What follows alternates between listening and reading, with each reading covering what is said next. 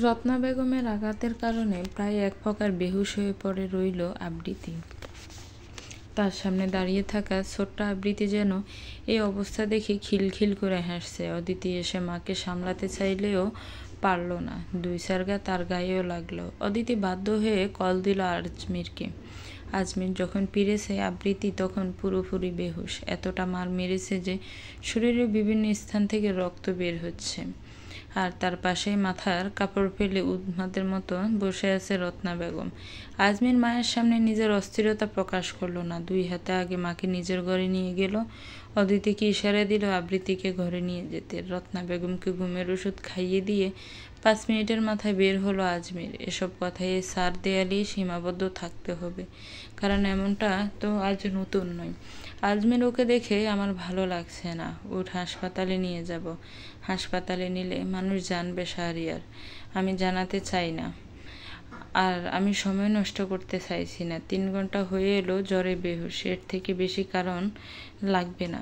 বেশ, তবে তুই গাড়ি বের কর, আমি ওকে নিয়ে আসছি। শাহানারাকে পাঠাচ্ছি, ওর কাপড় বদলে দিতে হবে। আর হ্যাঁ, কাউকে ডাকবি না, কেবল লিফটে ওকে পাজা কোলে তুলে বের হবি। পারবি তো? পারবো, তবে পারবো বললেও বোনকে কোলে তুলতে পারলো না, হাত পা কাঁপতেছে অনবরত। অদিতি এবং শাহানারা দাঁড়িয়ে দাঁড়িয়ে দেখছিল। এই মুহূর্তে রাত বাজছে 11টা। রত্না বেগম ঘুমিয়েছে অনেক আগে। বাকিদের কাউকে মার কিংবা জ্বরের কথা জানানো হয়নি। অবস্থা বেগতিক দেখে অদিতি কল দিয়ে ডেকেছিল শাহরিয়ার এবং শাহানারাকে। কাউকে জানানো মানে রত্না বেগমকে প্রশ্নের মুখোমুখি হতে হবে, সেটা আজমির চায় না। কারণ ইতিমধ্যে বাবার কাজের কারণে রত্না বেগম 2 বার সুইসাইড করার চেষ্টা করেছিলেন। বাড়ির লোকজন তাকে কিছু বললে সে যে আবার একই চেষ্টা করবে না এটার কোনো নিশ্চয়তা নেই। শাহরিয়ার অপেক্ষা করে এবার উঠে এলো উপরে। কাউকে বের না হতে দেখে ভিতরে প্রবেশ করলো। আজমিরের কাঁধে হাত রেখে বলল, ভয় পাচ্ছিস কেন? জানি না, তবে তোর স্মিতাকে মনে পড়ে না? ওকে এভাবে আমি নিয়ে গিয়েছিলাম, ফিরিয়ে আনতে পারিনি। স্মিতা নেই আজমির, চল, দেরি হচ্ছে। শাহরিয়ার কথা না বলে কোলে তুলে নেয় আবৃতিকে। গায়ের জ্বরের কারণে তার মনে হলো এই বুঝি ফুরে যাবে শরীরের চামড়া। আবৃতিকে কোলে নিয়ে গাড়িতে উঠল সে। আজমির ড্রাইভিং সিটে বসতে শাহরিয়ার জিজ্ঞেস করলো, চালাতে পারবি নাকি আমি আসবো? ভাই, আমি পারবো না, তুই আয়, আমার ভয় হচ্ছে ভীষণ। আবৃতির যখন জ্ঞান ফিরেছে সে এক প্রকার কেঁদে উঠল। সে দেখতে পাচ্ছে দরজায় আবৃতি দাঁড়িয়ে আছে, তার পাশে লাল ফ্রক, হাতে নীল পলিশ লাগাচ্ছে। আবৃতি 2 চোখ বন্ধ করে ফেললো। আজমিরকে ডাক দিতে দিতে জিজ্ঞেস করলো, ভাইয়া, দরজায় কে দাঁড়িয়ে আছে? আমি কেন দরজায় দাঁড়িয়ে? ভাইয়া, আমি কেন ওখানে? আজমির 2 হাতে বোনের মাথা নিজের বুকে জড়িয়ে নিয়ে বলল, কেউ নেই আপু, কেউ নেই, ওসব অতীত। তুমি ভয় পেও না। আবৃতি কাঁদতে কাঁদতে ঘুমিয়ে পড়েছে। শাহরিয়ার তার পায়ের কাছে বসে পায়ে হাত বুলিয়ে দিচ্ছিল। আঙ্গুলটা ফুলে গেছে অনেকখানি। আবৃতি কি তবে এখনো ওর বাবার মৃত্যুর শোক কিংবা মায়ের কথা বলতে পারেনি? যেদিন খায়রুল সাহেব মারা যায় সেদিন আবৃতির লাল রঙের ফ্রক পরে হাতে নেইল পলিশ লাগাচ্ছিল। তারপর সব বদলে যায়। বাবার মৃত্যুর খবর পায় সে। সেদিন নিজের সে অতীতের মেয়েটাকে আবৃতি নাকি মাঝে মধ্যেই দেখতে পায়। বছর 5 আগে এই সমস্যাটা আরও বেশি ছিল। তখন মনোরোগ বিশেষজ্ঞ পরামর্শ নেওয়া হয়। তার কাছে এসব বলেছিল আবৃতি। তবে কি সে আবারও মানসিকভাবে অসুস্থ হচ্ছে? আজমিরের অগোচরে শাহরিয়ার ঠোঁট ছোঁয়ায় আবৃতির আঘাতপ্রাপ্ত পায়। আবৃতি এই কোমল পা দুটি কেমন হেঁটে চলবে তার বুকে, অন্য কোথাও কেন তার এই পা দুটো আঘাত পাবে? কই, সে তো তার কুককে, অথচ সেই দুটো পায়ে আজ কত শত আঘাত। এই 2 ফোঁটা অশ্রু জল গড়িয়ে পড়তে শাহরিয়ার স্মিত হেসে ওঠে। আবৃতি মাথায় হাত রেখে ফিসফিস করে বলে, তুমি সুস্থ হয়ে ফিরে আসো পাখি, আমি কথা দিচ্ছি আর একটু আঘাত লাগতে দিব না। প্রয়োজনে তোমায় আমার মাঝে বন্দি করে রাখবো, তবুও দিব না। ভোরবেলা জ্বর নেমে গেল আবৃতির। চোখ খুলে সে দেখতে পেল তার বেডের দুপাশে মাথা রেখে 2 জন চোখ বুজে আছে। আবৃতি উঠে বসার চেষ্টা করতেই হাতের ক্যানোলায় টান পড়ল। স্যালাইন চলছিল তার। মুহূর্তে রক্তের ধারা বয়ে গেল। 2 ফোঁটা গিয়ে পড়ল শাহরিয়ারের গালে। উষ্ণতার আভাস পেয়ে উঠে বসলো শাহরিয়ার। এমন দেখে ধীরে সুস্থে হাত টেনে নিল, ক্যানোলা ঠিক করে হাত মুছিয়ে দিয়ে জিজ্ঞেস করলো, কেমন লাগছে? আবৃত্তি দিনক্ষণ সব ভুলে শাহরিয়ারের কোমর জড়িয়ে ধরে কাঁদতে কাঁদতে বলল, আমার ভালো লাগছে না, কিছুই ভালো লাগছে না, আমার খুব অস্বস্তি হচ্ছে। জ্বরটা কমেছে তো, একটু ঘুমোলেই ভালো লাগবে। লাগবে না, আমার ভালো লাগবে না। কেন লাগবে না? তুমি কেন কিছু বলো না? যখন তোমাকে আঘাত করলো কিছু বলতে পারো না। আমার বাঁচতে ইচ্ছে হয় না। বাবা এমন কেন করলো? যেটা হয়েছে সেটা তুমি চাইলেই বদলাতে পারবো না। আজমির পেরেছি স্মিতাকে দূরে রাখতে, অথচ ওর থেকে সুখী কে ছিল? আবৃত্তি তবুও শক্ত হাতে ধরে রইল তাকে, মুখ গুজেছে প্রাণ ভ্রমরের বুকে। এতেই তো কি তার মন ভরে? এই তৃষ্ণা যে বছর বছর অপেক্ষার। শাহরিয়ারও বুঝি মনের বাসা বেশ বুঝতে পারল। হাত রাখলো পাখি প্রেয়সীর চুলে, আলতো স্পর্শ তাকে ছুঁয়ে দিয়ে পিস করে বলল, এভাবে আমাকে কাছে এসো না পাখি, আমি সইতে পারবো না। এরপর আমি ছুঁয়ে দিলেই তুমি ঘুলে যাবে, এতেই যে বদনাম হয়ে যাবে প্রেমিক পুরুষের মন। আবৃত্তি লড়াই করতে করতে ক্লান্ত হয়ে পড়েছে। লড়াইটা তো নিয়তির বিরুদ্ধে, তবে ক্লান্ত হওয়াটা কি স্বাভাবিক নয়? স্বাভাবিক, কারণ নিয়তি যেমনই হোক না কেন আমাদেরকে মেনে নিতেই হবে। নিয়তি পরিবর্তন করা যায় না, কেবল এটার সাথে নিজেকে টিকিয়ে রাখার লড়াইটা করা যায়। গাম দিয়ে জ্বর ছাড়ার পরেও আবার গা কাঁপিয়ে জ্বর এলো আবৃত্তির। ঘণ্টাখানিকের মাঝে সে আবার জ্বরে বেহুশের মতো পড়ে রইল। সকালবেলা কিছু টেস্টের জন্য ব্লাড পাঠানোর পর আজমির শাহরিয়ারকে বলল, তুই বাড়ি যাবাই, তোর আবার ক্লাস আছে। ও যেহেতু ঘুমাচ্ছে আমি একটু বের হব। কোথায় যাবি? এই তো কিছু ক্লায়েন্টের আসার কথা, তাদের সাথে মিটিং ফিক্সড ছিল, বাতিল করার সুযোগ নেই। আচ্ছা, তবে তুই যা, আমি এখানে আছি, আসতে হবে না। বিকেল নাগাদ যদি ওর অবস্থা ভালো হয় আমি নিয়ে বাসায় যাব, না হলেও রাতে আসি, তুই এসে পড়িস। ক্লাস আছে না তোর? ছুটি নিয়েছি। তাহলে আবৃত্তিটাও নিয়ে নে। শাহরিয়ার হাসে, তপ্ত গ্রীষ্মের দুপুরের শীতল সমীরণের ন্যায় সে হাসি। আজমিরের কাঁধে হাত রেখে বলে, স্টুডেন্টরা এমনি এমনি ক্লাস বাদ দিতে পারে, তাদের ছুটির প্রয়োজন হয় না, কিন্তু টিচারিদের ছুটি নিতে হলে অ্যাটলিস্ট একটা মেল পাঠিয়ে অথরিটিকে জানাতে হয়, ব্যাস এটুকুই। বিলাসবহুল হাসপাতালের কেবিনে ঘুমিয়ে আছে আবৃত্তি। সমাজে উচ্চবিত্তদের কাতারেই তাদের স্থান, তবু আবৃত্তিকে বেঁচে থাকার লড়াই চালাতে হয়। কেন হয় সেটা আবৃত্তি জানে, কারণ রত্না বেগম। তিনি আবৃত্তির জীবন থেকে সকল বিলাসিতা কেড়ে নিয়েছেন। সামান্য জ্বর হলে বাড়ির অন্যদের ডাক্তার দেখানো হলেও আবৃত্তি নির্ভর করে 10 টাকার পাতা প্যারাসিটামলে। এই তো বছর কয়েক আগে পায়ে লোহা ঢুকেছিল। সরকারি হাসপাতালে গিয়ে সেটা চিকিৎসা করিয়েছে আবৃত্তি। এসবের টু শব্দের খবর ঘরের 4 দেয়ালের বাইরে যাওয়া নিষেধ বলে একই বাড়িতে থেকেও বাকিদের অজানা গল্প। এই যে আজ শহরের নামি দামি হাসপাতালে চিকিৎসা চলছে তার, হয়তো শাহরিয়ার না থাকলে আজমিরের সাহস হতো না এখানে নিয়ে আসার। রত্না বেগমের এমন আচরণের কারণ হিসাবে তারা 3 ভাই বোন কেবল এটাই জানে যে বাবা মারা যাওয়ার 4 দিন পর মায়ের ব্রেন স্ট্রোক হয়। লনে ঘাসের মধ্যে পড়েছিল। এরপর সে নিজ ইচ্ছায় সতীন এবং সৎমেয়েকে গ্রহণ করে, কিন্তু 15 দিন পর কণা বেগম চলে যায়। কেন চলে যায় এটাও তারা জানে না। এরপর 2 বার সুইসাইডের চেষ্টা করেছিলেন রত্না বেগম। তাকে কিছু বললে সে পুনরায় সেই পথেই হাঁটবে, তাই মায়ের সব কথা মেনে নিতেই হবে। সকালের মিষ্টি বাতাস এসে কড়া নাড়ছে বারান্দায়। ভারী পর্দার কারণে প্রবেশ করতে পারছে না। শাড়ির পর্দা সরিয়ে দিতে তারা হুড়োহুড়ি করে ছুটে দিল আবৃত্তিকে। শাহরিয়ারের হিংসে হলো। হাওয়াদের এমন প্রতিদান সে মেনে নিতে পারল না। এইভাবে তার পাখিকে তারা কেন ছুঁয়ে গেল? কই, সে তো এখনো পারেনি। আকাশ স্পর্শী হিংসে নিয়ে পুনরায় পর্দা টেনে দিল সে। ইদানিং তার একটা রোগ হয়েছে, রোগটার নাম মহামারী হিংসে রোগ। আবৃত্তির আশেপাশে সবকিছু দেখে তার বড্ড হিংসে হয়। আবৃত্তির পেন্সিল যেটা পড়ায় খুব মনোযোগী হলে গুজে রাখে কানের পিঠে কিংবা পানির বোতল, হাত ঘড়িটা অথবা তার চুলের কাঁটা, এসব জন্মের শত্রু মনক লাগে শাহরিয়ারের। তারা কত কাছে থেকে ছুঁতে পারে আবৃতিকে, অথচ সে পারে না। এই মুহূর্তে তার হিংসে হচ্ছে আবৃতির পাশে থাকা বালিশটাকে। কেমন বুকে আগলে জড়িয়ে ঘুমিয়ে আছে সে। বালিশের জায়গায় সে নিজেও তো হতে পারত। শাহরিয়ারের এমন মনে হচ্ছে যদি তার কাছে কোনো জাদু থাকতো, তবে সেই জাদুর বলে এই মুহূর্তে বালিশ হয়ে যেত। দীর্ঘশ্বাস ফেলে সে পাশের বেডে বসে ফোনে মনোযোগ দিল। শাহানারা যখন এসেছে তখন আবৃতি কেবল ঘুম থেকে উঠেছে। উঠেই সে জেদ ধরেছে গোসল করবে। অজ্ঞতা তাকে গোসল করতে দিতে হলো। ডাক্তার রিপোর্ট দেখে জানালো টাইফয়েড হয়েছে। অবাক হলো শাহানারা। এই রোগ একদিনও অবশ্যই হয়নি। শাহরিয়ার জানালো প্রয়োজনীয় ট্রিটমেন্ট বাসাতেই চলবে। বিকাল নাগাদ রিলিজ দিয়ে তাকে বাড়িতে নিয়ে আসা হলো। সুফিয়া খাতুন অসুস্থতার কথা শুনে রত্না বেগমকে বললেন, বউ, তোমার হাই প্রেশার। আজমির বাড়িতে এই আছে এই নেই। আর অদিতির পরীক্ষা। আবৃতি আমার কাছে থাকুক যতদিন সুস্থ না হয়। আপত্তি আছে? আপনার কাছে থাকলে আমার আপত্তি কিসের? থাকুক, আমি ওর জিনিসপত্র পাঠিয়ে দিব।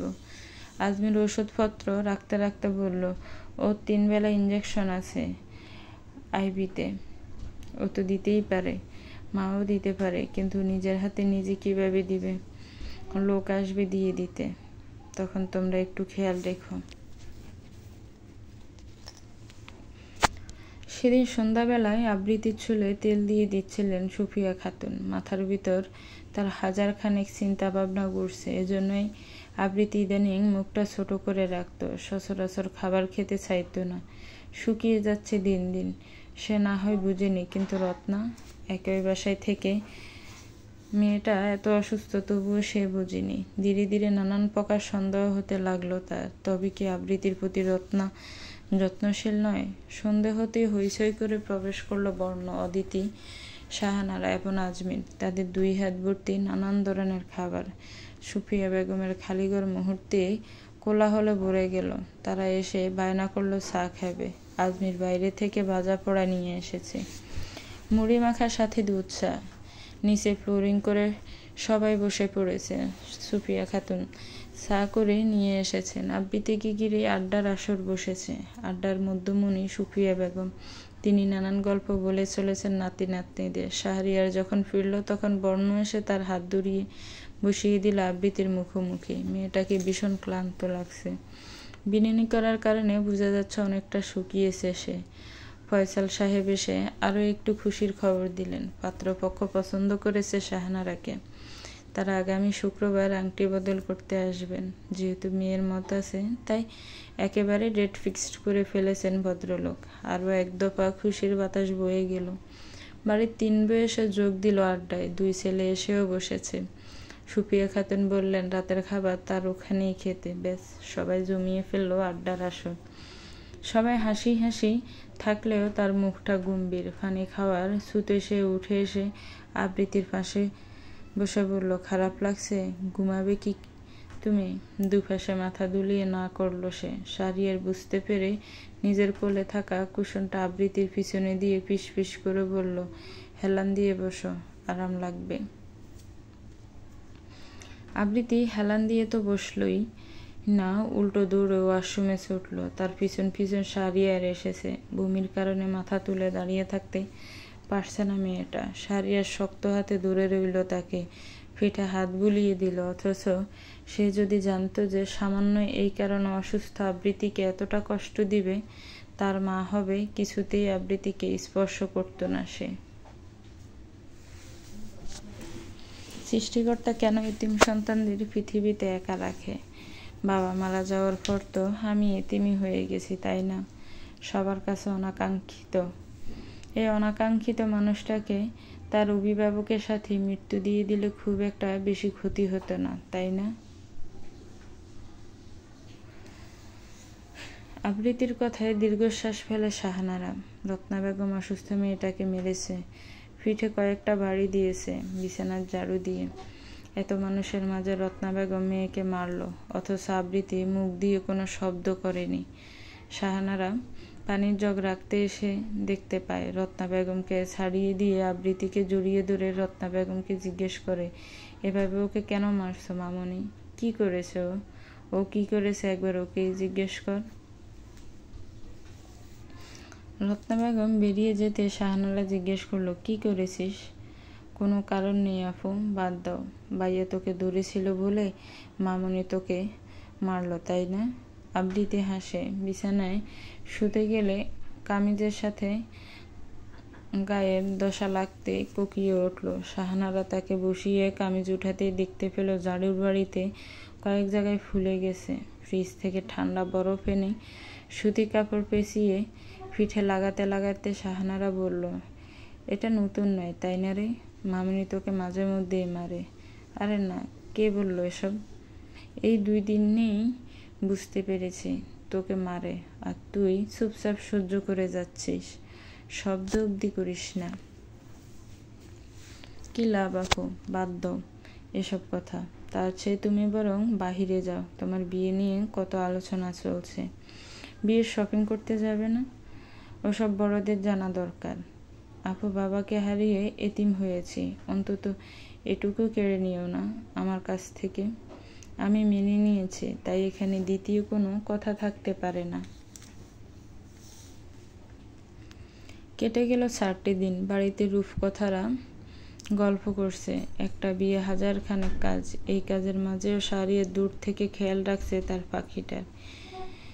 এই যে সকালবেলা আগে টেবিলের কোণা লেগে পায়ে ব্যথা পেল মেয়েটা, সে সকল সারকোনা টেবিলের চারপাশে মোড় লাগিয়ে দিল। আবৃতি খালি পায়ে হাঁটে বলে বারবার লোকেদের দিয়ে ফ্লোর পরিষ্কার রাখাচ্ছে। কেবল তাই নয়, এই যে মেয়েটা একটু পর পর পানি খাচ্ছে, তার পানি খাওয়া দেখে তীব্র পিপাসা নিয়ে ঘুরে বেড়াচ্ছে সে। পানি খাওয়ার গ্লাসটার দিকে তাকিয়ে দীর্ঘশ্বাস ছেড়ে সে বলল, অন্যের তৃষ্ণা মিটিয়ে আমার তৃষ্ণা বাড়িয়ে দিচ্ছিস। এক কাজ কর না, তুই ফালি হয়ে আমার বুকের ভিতরেই ঢুকে যা, এটাই তো বাদ আছে। তারপর 1 গ্লাস রক্ত আমার নিয়ে খেতে দে ওকে, যদি এতে তার তৃষ্ণা মেটে। পরক্ষণে শাহরিয়ারের বেশ বিরক্তি উঠে এলো নিজের প্রতি। সে নিশ্চয়ই 14-15 বছর বয়সী ছেলে নয় যে প্রেমিকের জন্য ছটফট করবে, তাকে অন্য কারোর সাথে দেখে হিংসে করবে। সে একজন পূর্ণ পুরুষ, তবে কেন এমন অনুভূতি হচ্ছে তার? নিজেই নিজের জবাব পেয়ে গেল। তার মনের গহীনে ছোট্ট কুঠুরিতে প্রদীপ জ্বালিয়ে বসে থাকা আবৃতি ফিসফিস করে তার কানে কানে বলতে লাগলো, শাহ, আপনি কি জানেন, যখন আপনি কাউকে ভালোবাসবেন, প্রেমে পড়বেন না, ভালোবাসবেন, তখন আপনার অনুভূতির উপর নিজের কোনো নিয়ন্ত্রণ থাকবে না। এটার নামই ভালোবাসা, যা আপনাকে নির্দিষ্ট ব্যক্তির জন্য ক্ষমতাহীন বানিয়ে দিবে। আপনার সকল চেষ্টা এই আবৃত্তির জন্য ব্যর্থ, কারণ প্রেমিকের অনুভূতি বেহায়া না হলে যে প্রেম জমে না। স্মিতার মৃত্যুর জন্য রত্না বেগম কিংবা অদিতি নিজেদেরকে খানিকটা দায়ী মনে করে। স্মিতা আজমিরের স্ত্রী ছিলেন। পছন্দের মানুষকে বিয়ে করে আজমির কেবল তার সব দায়িত্বই নিয়েছিল না, সাথে নিয়েছিল স্বপ্নের দায়িত্ব। বিয়ের 6 মাসের মাথায় অন্তঃসত্ত্বা হয়েছিল স্মিতা।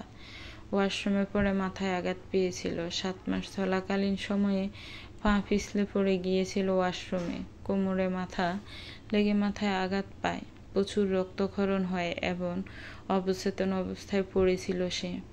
আজমির বাসায় ফিরে তাকে দেখতে না পেয়ে ওয়াশরুমের দরজা ধাক্কা দেয়। বিশেষ কারণে ওয়াশরুমের দরজা বন্ধ রাখত না স্মিতা। অ্যাটাচ ওয়াশরুম হওয়ার কারণে কোনো সমস্যা হতো না। সেদিন বারবার আজমির রত্না বেগমকে কল দিয়ে স্মিতাকে দেখে রাখতে বলেছিলেন। রত্না বেগমও বারবার খবর নিয়েছিলেন, কিন্তু যখন স্মিতা পড়ে যায় তখন সে ঘুমে। হুট করে প্রেশার বেড়ে গিয়েছিল তার, তাই অদিতিকে বলেছিল স্মিতার সাথে থাকতে, কিন্তু অদিতি ফোনে ব্যস্ত ছিল বলে ঘরে যায়নি। এত কিছু হয়ে যাবে কে জানতো? যদি জানতো তবে আজমির সেদিন বের হতো না, কিংবা রত্না বেগম ঘুমাতেন না। নিছক দুর্ঘটনায় মৃত্যু হয় স্মিতার। স্মিতার বাসার মানুষজন পুলিশ কেসও করতে চেয়েছিল, কিন্তু পারিবারিকভাবে ঘটনাটা শেষ করা হয়। রত্না বেগমের অসুস্থতা এবং ভিন্ন কিছু কারণে আজমির বাসায় ড্রয়িং, ডাইনিং এবং রান্নাঘরে সিসি ক্যামেরা লাগিয়েছিল। সেখানে দেখা যায় স্মিতার রুমে কেউ প্রবেশ করেনি, বরং আজমির যখন এসেছে স্মিতা তখন অবচেতন। সবাই সবটা মেনে নিলেও রত্না বেগমের আত্মগ্লানি যায়নি। তার প্রতিনিয়ত মনে হয়, সে যদি ওই মেয়েটার ঘরে ঘুমাতো তবে আজ মেয়েটা জীবিত থাকতো। বিয়ের খবর বাতাসের আগে গন্ধে ছড়ায়। শাহানারার বিয়ের গন্ধটাও ঠিক পৌঁছাছে আত্মীয়দের কাছে। আজ তার দুই ফুফু এবং তাদের পরিবার আসছে। মেয়েরা এসে মায়ের সাথেই থাকে। বড় মেয়ে সায়মা বেগমের দুই ছেলে, বড় ছেলে সিজাদ রহমান এবং ছোট ছেলে সিয়াম রহমান। স্বামী গত হয়েছে বছর 4 হলো। দুই ছেলে ডিফেন্সে জব করে। ছোট মেয়ে নাসরিনের দুই মেয়ে রাফা এবং রিমঝিম। বড় মেয়ে এবার ভর্তি পরীক্ষা দিবে, ছোট মেয়ে ক্লাস 10-এ পড়ে। নাসরিনের স্বামী বিদেশে আছেন। তারা আসতেই পুরো বাড়ি হেসে উঠেছে উচ্চস্বরে। আচ্ছা, এবার একটু থামুন। এবার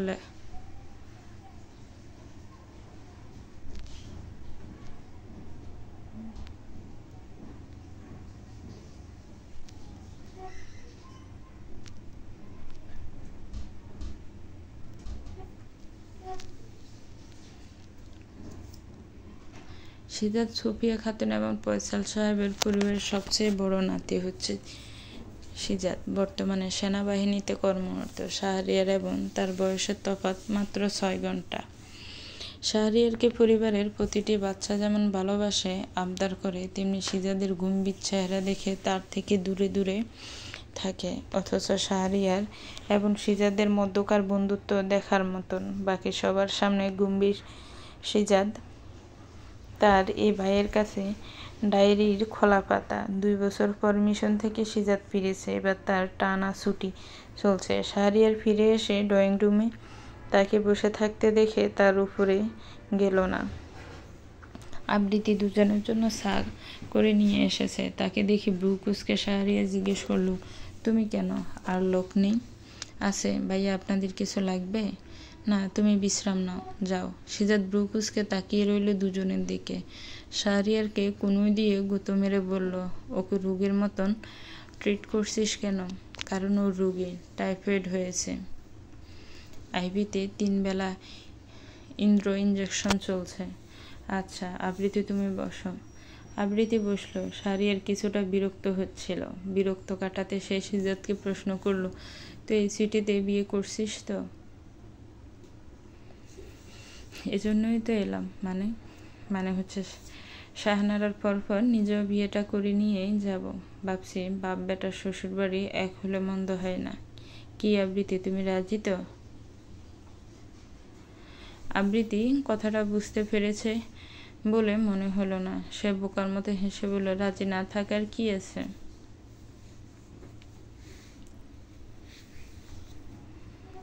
আবৃত্তি জড়িয়ে আছে শাহরিয়ারের ডান হাত। প্রেয়সীর গাল স্পর্শ করেছে তার নগ্ন গলায়। এক মুহূর্তে তার মনে হলো এই বুঝি ঝলসে যাচ্ছে নিজের গা। জ্বর বেড়েছে অনেক। বার 2 বমি করে ক্লান্ত মেয়েটা গা এলিয়েছে শাহরিয়ারের গায়ে। হাসপাতালে বসে আছে দুজনে। ফয়সাল সাহেবও এসেছেন। ঘটনা ঘটেছিল আজ দুপুরে। পুরো বাড়ি যখন বিয়ের কনেকে নিয়ে ব্যস্ত, তখন আবৃত্তি বার 2 বমি করে শান্ত অবস্থায় পড়ে আছে নিজ রুমে। ফয়সাল সাহেব তাকে ডাকতে ডাকতে ভিতরে প্রবেশ করে দেখতে পান। বয়সের ভারে এখনও তাকে কুঁজো করতে পারেনি। যুদ্ধ করেছেন এই 2 হাতে। পাক বাহিনীর ঘাঁটি সেদিন উড়িয়েছিলেন। সেদিন গুলি লেগেছিল তার ডান বাহুতে, তবুও থামেনি। এমন সুপুরুষের প্রেমে পড়েছিলেন সুফিয়া খাতুন। বেচারা ব্যক্তিত্বের জৌলস সব কিছুই টইটুম্বুর করে ঢেলে দিয়েছেন সৃষ্টিকর্তা এই মানুষকে। আর উত্তরাধিকার সূত্রে সেসব এসেছে ছেলে মেয়েদের মাঝে। নিজ হাতে আবৃত্তিকে কোলে তুলে বের হয় ফয়সাল সাহেব। স্ত্রীকে সবটা সামলাতে বলে লিফটে নিচে নামতে দেখা পাওয়া গেল শাহরিয়ারের। তোমার কোনো কাজ না থাকলে আমাদের একটু হাসপাতালে নিয়ে চলো। দাদা, ওর কি হয়েছে? জ্বরে অবচেতন হয়ে আছে। চিৎকার করো না, বাড়িতে মানুষ। বিয়ে বাড়িতে এসব জানানোর দরকার নেই। দাদা, ফয়সাল সাহেব চকিতে মুখ তুলে চাইলেন। দেখতে পেলেন শাহরিয়ার যেন মৃদু কাঁপছে। 2 হাতে তার হাত দুটো ধরে স্মিত হাসলেন। ফয়সাল সাহেব পিস করে বললেন, সেদিনও তো নিয়ে গিয়েছিলিস বেটা, তবে আজ কেন ভয় পাচ্ছিস? টাইফয়েডও মানুষ মারা যায়। ও মরবে না, চিন্তা করিস না। আয় বস। কিন্তু গাড়িতে আরও একবার বমি করল আবৃত্তি। ফয়সাল সাহেবের পাঞ্জাবি নষ্ট করে ফেলল। হাসপাতালে পৌঁছে শাহরিয়ার তাকে ডাক্তার দেখিয়ে অপেক্ষা করতে লাগলো। কিন্তু এই অপেক্ষাটারও সুমিষ্ট ঘ্রাণ ছড়াচ্ছে কেমন। এই যে শরতের প্রথম শিউলি যে সুবাস ছড়ায় ঠিক তেমন। আজ আর তার হিংসা হচ্ছে না। এই যে আবৃত্তি নিজের হাতে জড়িয়ে আছে তার হাত, চুলগুলোর আড়ালে রয়েছে তার অন্য হাত, আবার উত্তপ্ত গালটা মিশে আছে তার সাথে। উফ, এত সুখ সে কই রাখবে? আবৃত্তি বুঝি তাকে এত সুখ দিবে বলেই অসুখে পড়েছে। পরক্ষণে মনে হলো কী সব ভাবছে সে। মেয়েটা অসুস্থ। দীর্ঘশ্বাস ফেলে ফোন বের করে কল দিল শাহানারাকে। শোন, আবৃত্তি আমার সাথে। দাদার ফ্ল্যাটে তো অনেকেই, একটা কাজ করতে পারবি? তোর সাথে? কোথায়? হাসপাতালে আছি। শোন, তুই কি তোর সাজগোজের ব্যাপারটা আমাদের ফ্ল্যাটে করতে পারবি? করা যায়, কিন্তু কেন? তবুও আমাদের ফ্ল্যাটে ঘুমাতে পারতো। ও বাড়িতে এত মানুষ। ভাই, তুই কি একটু বেশিই করছিস না? তুই জানিস সে সম্পর্কে আমি সব জানি, আর আমি নিজের ব্যাপারে কম্প্রোমাইজ করি না, তুই জানিস। সিজাত ভাই এসেছেন। দেখিস অন্তত কোনো ঝামেলা যেন না হয়। আমি কিংবা অদিতি না, ও আবৃত্তি। মেজো মামুনি এটা মেনে নেবে না। তুই সেদিন ওয়াশরুমে ওর পিঠে হাত রেখেছিলি বলে ওকে মেরেছিল মামুনি। হয়তো জ্বরের কারণ সেই ব্যথাটাও। এত কিছু শুনতে চাচ্ছি না। তোকে যেটুকু বলেছি তুই কর। আমরা আসছি। বাড়ি ফিরে আবৃত্তিকে নিজের রুমে বিশ্রাম নিতে বলেছিল শাহরিয়ার, কিন্তু সে যায়নি। আবৃত্তি ভালোভাবেই জানে শাহিনা বেগম নিজ ছেলের ব্যাপারে বেশ খুঁতখুঁতে স্বভাবের। অন্য কোনো মেয়ে তার রুমে প্রবেশ করুক সেটা পছন্দ করে না। বিশেষত রিমঝিম আবৃত্তি কিংবা অদিতির প্রতি তার আলাদা একটা বিদ্বেষ প্রকাশ পায়। খুব প্রয়োজন না হলে তাদের ফ্ল্যাটেও কেউ যায় না। সেখানে শাহরিয়ারের রুমে বিশ্রাম। তলপেটে চিনচিনে ব্যথা নিয়ে রত্না বেগমের প্রশ্নের জবাব দিচ্ছে আবৃত্তি। মাথা নিচু করে এক হাতে পেট চেপে ধরে বসে আছে। প্রচণ্ড অস্বস্তি হচ্ছে তার। এই মুহূর্তে তার প্রয়োজন এক গ্লাস গরম পানি এবং ব্যথার ঔষধ। রত্না বেগমের প্রশ্নের পালা শেষ হলে সে বেরিয়ে গেল রান্নাঘরের দিকে। মাসকামারির এই সময়টা প্রচণ্ড পেট ব্যথায় ভোগে আবৃত্তি। গরম পানি খাওয়া এবং সেঁক নিলে কিছুটা ব্যথা কমে। চুলোয় পানি বসিয়ে 1 লিটারের প্লাস্টিকের বোতলের খোঁজে লেগে গেল সে। প্রতি মাসে কয়েকটা বোতল নষ্ট হয় এই গরম পানির কারণে। অদিতির জন্য হট ওয়াটার ব্যাগ আছে, যেটা বিদ্যুৎ চালিত, যখন তখন গরম করা যায়, কিন্তু তার নেই। সে আবদার করেছিল, কিন্তু রত্না বেগম রাজি হয়নি। মেয়েদের এমন টুকটাক ব্যথা সহ্য করতে হয়, কিংবা স্বামীর বাড়ি গিয়ে এমন বিলাসিতা পাবে কিনা এটার কথাও উঠেছিল। আবৃত্তির প্রথম খারাপ লাগলো, এখন সয়ে গেছে ব্যাপারটা। গরম পানি বোতলে ডালার সময় কিছুটা হাতে লাগলো। পেট ব্যথা কিংবা জ্বর এসব কিছু মিলিয়ে দাঁড়িয়ে থাকা কষ্ট হচ্ছিল তার। ওড়নায় বোতল জড়িয়ে নিজ রুমের ফ্লোরে গা এলিয়ে দিল সে। প্রায় 2 ঘন্টা ঘুমানোর পর প্রচণ্ড ক্ষুধা নিয়ে জেগে উঠল। গোসল সেরে বেরিয়ে এসে খাবারের তালাশ করছিল, কিন্তু 2 দিন ধরে বাড়িতে রান্না হয়নি। নিচে খেতে যাওয়ার শক্তি ছিল না। ফ্রিজ থেকে ভাত বের করে তার সাথে একটু গরম পানি মিশিয়ে নিল। অল্প ভাত এবং বেশি পানি নিয়ে লবণ কাঁচামরিচ দিয়ে খাচ্ছিল। এই কাঞ্চি নামক খাবারটা তার কাছে ভীষণ আপন। যখন তার ভাগে কোনো খাবার জুটে না, তখন অল্প ভাতে পানি মিশিয়ে খেয়ে নেয় সে। পান্তা ভাতের পানি তথা কাঞ্জি তার নিকট ক্ষুধা নামক শত্রু নিধনের উৎকৃষ্ট অস্ত্র। রুমে ফিরে এসে নিজের বিছানার নিচ থেকে একটা ছবি বের করে আবৃত্তি। তার বাবা মায়ের একসাথে একটা ছবি। কোলে তাকেও দেখা যাচ্ছে। হাসির রেখা ফুটে উঠেছে মুখশ্রীতে। ইনিয়ে বিনিয়ে কথা বাবা মাকে অনেক কিছু বলে সে। টুকটুক করে ঝরে পড়া চোখের পানি নাক গড়িয়ে ঠোঁট গলিয়ে মুখে প্রবেশ করে নোনতা স্বাদ দেয়। তবুও আবৃত্তি কইতে থাকে তার গল্প। এই ছবিটা প্রায় দীর্ঘ 15 বছর যাবৎ লুকিয়ে রেখেছে সে। রত্না বেগম অনেক কিছুই পুড়িয়ে ফেলেছে, তার মধ্যে ছবিটাও ছিল। এই তো একটা ফাঁস পড়ে গেছে। খানিকটা বাবার চেহারার অংশে কালো পোড়া দাগ। সেই পোড়া দাগে চুমু খায় আবৃত্তি। পরম যত্নে কিংবা ভালোবাসায় বুঝে আসে 2 চোখ। ছেলে পক্ষে থেকে প্রায় 20 জন লোক এসেছে। নিকটাত্মীয় মিলিয়ে 50 জনের মতো হবে। তাদের খাবারের দেখাশোনা করছিল আজমির। সিজাত, শাহরিয়ার এবং সিয়াম। পুরো বিকেল কয়েকবার আবৃত্তির খবর নিতে না পেরে বিরক্ত হয়ে আছে শাহ। রিমঝিমকে কয়েকবার ডেকে জিজ্ঞেস করেছে সে, কেবল উত্তর দিয়েছে আপু ঘুমাচ্ছে। হাত ঘড়িতে তাকিয়ে যখন দেখতে পেল বেলা 5টা বাজতে চলেছে, তার ভীষণ রাগ হলো। এখনও খায়নি মেয়েটা। সে খেয়াল কারোর নেই। নিজ থেকে আবৃত্তির খবর নিতে যাবে তো আরেক সমস্যা। নিজ মায়ের স্বভাব সম্পর্কে খুব ভালো করে জানে শাহ। শাহিনা বেগম অহেতুক নানান ধরনের কথা বলবে। নিজের ছেলের আশেপাশে সচরাচর কোনো মেয়েকে তেমন পছন্দ করেন না। তাছাড়া রত্না বেগম তো আছেই। আবৃত্তি যখন নিচে নামলো, তার গায়ে সাদা এবং সোনালি রঙের শাড়ি, চুলগুলো কোমর ছড়িয়ে ঝুলছে। ভীষণ ক্লান্ত লাগছিল তাকে। বা হাতে ক্যানোলা লাগানো। সুফিয়া খাতুন তাকে দেখে পরিচয় করিয়ে দিলেন সবার সাথে। শাহিনা বেগম বিষয়টা খুব একটা ভালোভাবে নিতে পারলেন না। নিজের মেয়ের বিয়ে এখনো ঠিক হয়নি, সেখানে আবৃত্তির আসাটা উচিত মনে হচ্ছে না। তবুও তাকে চুপ করে থাকতে হলো, কারণ এই বাড়িতে সুফিয়া খাতুনের কথার গুরুত্ব সব থেকে অধিক। তার কথা বা কাজের ভুল ধরার মতন দুঃসাহস কেউ করে না। সুফিয়া খাতুন সিজাতকে ডেকে বলল, ভাই তোরা খেতে বস, সবার খাওয়া তো শেষ, আবৃত্তিকে নিয়ে যা, দেখ যদি কিছু খায়। খাবার টেবিলে নয়, ওরা খেতে বসলো ঘরেই। আজমের বোনের পাশে বসে খাবার বেড়ে দিতে চাইল। নাক মুখ কুঁচকে ফেলল আবৃত্তি। খাওয়া হলো না তার। অথচ পাশেই খেয়াল করলে সে দেখতে পেত তার সাথে সাথে উঠে গেছে শাহ নিজেও।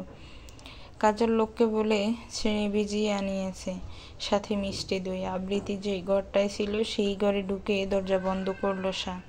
কপালে হাত রেখে শুয়ে আছে মেয়েটা। উঠো, খেয়ে নিবে। ইচ্ছে করছে না।